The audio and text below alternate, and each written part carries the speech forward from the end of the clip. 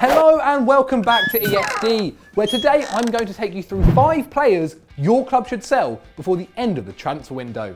I can't wait for the comments. 5. Alex Oxlade-Chamberlain.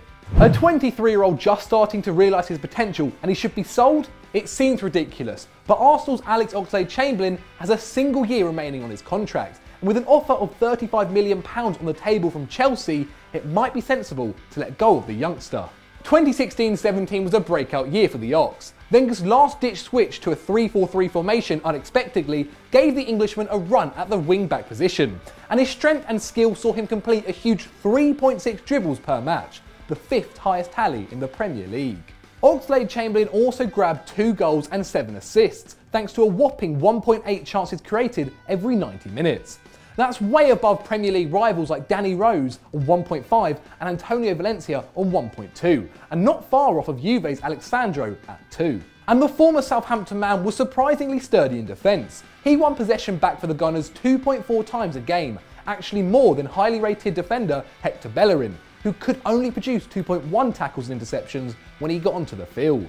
Add to that the ability to cover on the left, on the wing and in central midfield, and you have an exciting young talent whose versatility could wallpaper over any number of the squad holes. Arsenal may hate letting him leave, but if the Ox refuses to play ball on a new contract, £35 million beats nothing. 4. Eric Dyer. Since he arrived at Tottenham, Mauricio Pochettino has been stockpiling defensive midfielders like there's a hurricane on the way. The club has Moussa Dembele, Victor Wanyama and Eric Dyer mopping up in the middle of the park, but have resisted £50 million from Man United for the 23-year-old.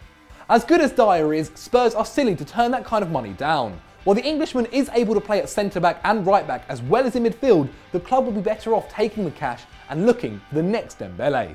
The Belgian pushes Spurs up the field, creating a chance every game and creating 3.3 dribbles per 90, which is mad, the highest mark by a central midfielder in the Premier League. Meanwhile, Dyer can't dribble at all. He completed just 3 all season and was only able to make 14 chances in 36 appearances. But maybe he's putting up big defensive numbers.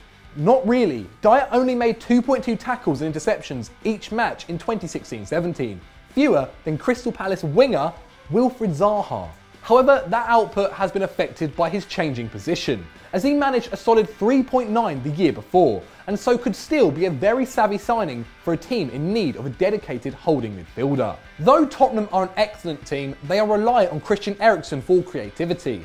And while Chelsea were able to call on Cesc Fabregas last year, Spurs lack options. Selling Dyer for a £46 million profit could help them afford some backup.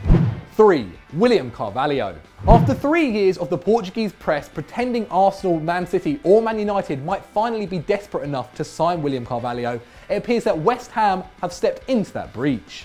The lanky midfielder is now 25 and still at Sporting Lisbon, after becoming a European champ with Portugal in 2016. Carvalho may not be a world beater, but he is a reliable presence, having missed just 13 games over the last 3 Liga NOS campaigns. In that time, Sporting has conceded just 86 goals in 102 games, and William has contributed to their defensive solidity, with 2.9 tackles and interceptions a match, about the same as Nemanja Matic last year. The Portuguese is also a decent passer, with an 88% accuracy, and 72% of his passes go forward, subsequently above Matic's 61%. He can distribute from deep too, popping off more than 5 accurate long balls a game. Looking at all these positive stats, you may be wondering why Sporting should get rid of him, but with a mooted fee of £37 million, they can scarcely afford not to. That price would make William their biggest sale ever, topping João Mario's move to Inter Milan and enable the club to build a more rounded, competitive squad, something they need with 15 years since their last domestic title. As for the Hammers, a team which conceded 64 goals last year, just 5 fewer than relegated Sunderland, they could certainly use the help. 2. Gareth Bale. Until recently, the most expensive footballer ever, Gareth Bale has simultaneously enjoyed huge success and bitter disappointment at Real Madrid. In 4 years, the Welshman has lifted 10 trophies, including the Spanish title and a remarkable 3 Champions Leagues. Last year, Bale currently managed 1,400 minutes in La Liga, 500 minutes fewer than Jack Wilshere. Unsurprisingly though, he made that time count, scoring 7 goals and assisting twice for a goal involvement every 158 minutes. Essentially a centre forward at this point, Bale's creative output is dwarfed by his finishing ability. He creates 1.4 chances a game, good but not spectacular, and takes a massive 4 shots per match, putting about half of them on target. That means only 3 Spanish league players took more shots than him: Messi, Ronaldo, and Stefan Jovetic. How's he in there? Sadly, Bale's changing role means he rarely gets a chance to open the taps and beat his marker. He only completes 1.7 dribbles a game, a pity for those of us who think watching the wide man blaze past a defender is one of football's greatest sights. Now 28, it seems that Bale's fitness is unlikely to take a turn for the better, and the emergence of Marco Asensio could limit his time on the field even more. Time for the former Spurs player to seek a new home, and Real to make a hefty deposit in their bank account. 1. Marco Reus. Much like Gareth Bale, Marco Reus has seen his world-class talent hobbled by poor health. The German has suffered 19 injuries in the past 3 seasons, missing 39 Bundesliga games in that time, and is currently out until 2018. When he's on the field, Reus is still a remarkable player. He's racked up 12 league assists and 26 goals since 2014, contributing to a goal every 122 minutes. In that time, Eden Hazard, with 2 league titles in those 3 years, only scored or assisted every 168 minutes. As a result of Reus's fitness issues and the arrival of Ousmane Dembele, the 28-year-old now plays more like a conventional striker than ever before.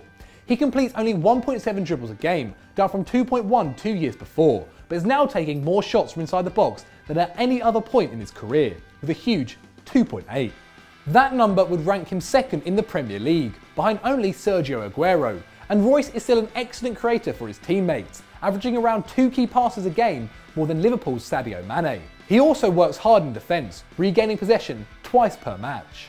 As a result, a buyer could surely still be found for Reus, despite his prolonged absences, and given that he's Dortmund's top earner on nearly £9 million a year, perhaps it's time to get him off their books. So those were our 5 players that we think your club should sell. But what did you guys think? Let us know in the comments below. And if you've enjoyed this, you know where to go. Stat Wars. It's only a normal one at the moment. We're trying to get a very special guest for the champions. Anyway, as always, don't forget to like and subscribe. I'm done.